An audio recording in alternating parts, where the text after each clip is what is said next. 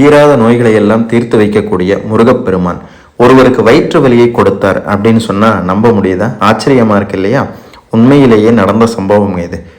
தீவிர வைஷ்ணவரான பகழிக்கூத்தர் அப்படிங்கிறவருக்கு தீராத வயிற்று வலியை முருகப்பெருமான் கொடுக்கிறார்.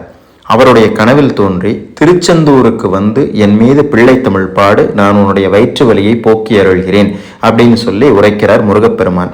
இதை கனவில் கண்டவுடன் பகழிக்கூத்தர் திருச்செந்தூருக்கு சென்று முருகப்பெருமான் மீது அமுதத்திற்கும் நிகரான ஒரு பாமாலை, அதாவது திருச்செந்தூர் முருகன் பிள்ளைத்தமிழ் என்கின்ற பாமாலையை பாடுகிறார்.